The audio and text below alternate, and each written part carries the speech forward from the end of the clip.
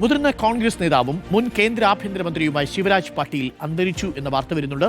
91 വയസ്സായിരുന്നു. മുംബൈ ഭീകരാക്രമണ സമയത്ത് ആഭ്യന്തരമന്ത്രിയായിരുന്ന ശിവരാജ് പാട്ടീൽ സുരക്ഷാ വീഴ്ചയുടെ ധാർമ്മിക ഉത്തരവാദിത്വം ഏറ്റെടുത്ത് രാജിവെച്ചിരുന്നു. ലോക്സഭാ സ്പീക്കറായും കേന്ദ്ര പ്രതിരോധ സഹമന്ത്രിയായും സേവനമനുഷ്ഠിച്ചിട്ടുണ്ട്. പി ആർ സുനിലുണ്ട്. പി ആർ സുനിൽ, അന്ന് അറ്റാക്ക് ഉണ്ടാവുന്ന സമയത്ത്, ഭീകരാക്രമണം ഉണ്ടാവുന്ന സമയത്തെ ആഭ്യന്തര വകുപ്പ് മന്ത്രിയാണ്.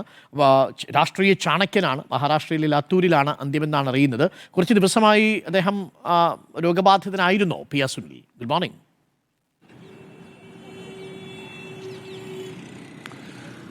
അരുൺ, വാർദ്ധക്യ സഹജമായ അസുഖത്തെ തുടർന്ന് മഹാരാഷ്ട്രയിലെ ലത്തൂർ ഗ്രാമത്തിലുള്ള അദ്ദേഹത്തിന്റെ വസതിയിൽ അദ്ദേഹം ചികിത്സയിലായിരുന്നു. ഇന്ന് രാവിലെ 6:30 മണിക്കാണ് അന്ത്യം സംഭവിച്ചത്. അരുൺ ചൂണ്ടിക്കാണിച്ചതുപോലെ തന്നെ ദീർഘനാളത്തെ രാഷ്ട്രീയ പരിചയമുള്ള, രാഷ്ട്രീയ രംഗത്ത് നിറഞ്ഞു നിന്ന നേതാവായിരുന്നു ശിവരാജ് പട്ടേൽ. അത് പഴയ കോൺഗ്രസ് തലമുറയിൽ നിന്ന് പുതിയ കോൺഗ്രസ് തലമുറയിൽ വരെ നീണ്ടു നിൽക്കുന്നതായിരുന്നു അദ്ദേഹത്തിന്റെ ഒരു രാഷ്ട്രീയ രംഗം എന്ന് പറയുന്നത്. ഇന്ദിരാഗാന്ധിയുടെ കാലത്ത് അദ്ദേഹം കേന്ദ്രമന്ത്രിയായിരുന്നു. പിന്നീട് രാജീവ് ഗാന്ധിയുടെ കാലത്തെ കേന്ദ്രമന്ത്രിയായിരുന്നു.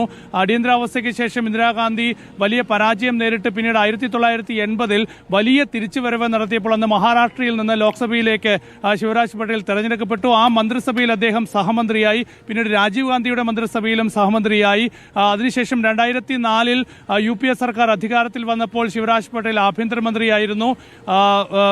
ഈ മുംബൈയിൽ 2008-ൽ മുംബൈ ഭീകരാക്രമണം നടന്നപ്പോഴാണ് അതിന്റെ ഒരു ഒരു സുരക്ഷാ വീഴ്ചയുടെ ധാർമ്മിക ഉത്തരവാദിത്തം ഏറ്റെടുത്ത് അദ്ദേഹത്തിന് രാജിവെക്കേണ്ടി വന്നു. അന്ന് ഈ മുംബൈ ഭീകരാക്രമണം നടന്ന സമയത്ത് അന്ന് ശിവരാജ് പട്ടേൽ മാധ്യമങ്ങളെയൊക്കെ തന്നെ പലതവണ കണ്ടപ്പോൾ പല രീതിയിലുള്ള വസ്ത്രങ്ങൾ ധരിച്ചെത്തി എന്നൊക്കെയായിരുന്നു അന്ന് വലിയ വിമർശനം ഉയർന്നത്. അടുത്ത ദിവസത്തെ പത്രത്തിലൊക്കെ തന്നെ അത് വലിയ വാർത്തയായി. ശിവരാജ് പട്ടേൽ വിവിധ നിറത്തിലുള്ള വസ്ത്രങ്ങൾ ധരിച്ച് ഒരേ ദിവസം പ്രത്യക്ഷപ്പെട്ടത് പിന്നീട് അത് വലിയ വിവാദമായി. പിന്നീട് ഈ സുരക്ഷാ വീഴ്ചയുടെ ധാർമ്മിക ഉത്തരവാദിത്തം ഏറ്റെടുത്ത് അദ്ദേഹത്തിന് രാജിവെക്കേണ്ടി വന്നു. അതിനുശേഷം അദ്ദേഹം 1-2 സംസ്ഥാനങ്ങളിൽ ഗവർണർ ആയൊക്കെ തന്നെ പ്രവർത്തിച്ചു. പിന്നീട് പതിയെ സജീവ രാഷ്ട്രീയത്തിൽ നിന്ന് വിട പറയുകയായിരുന്നു. ഏതായാലും കഴിഞ്ഞ കുറേ വർഷങ്ങളായി അദ്ദേഹം ആരോഗ്യ പ്രശ്നങ്ങളെ തുടർന്ന്, വാർദ്ധക്യ സഹജമായ ആരോഗ്യ പ്രശ്നങ്ങളെ തുടർന്ന് ചികിത്സയിൽ കഴിയുകയായിരുന്നു മഹാരാഷ്ട്രയിൽ. ഇന്ന് രാവിലെ 6:30 മണിക്കാണ് അന്ത്യം സംഭവിച്ചത്.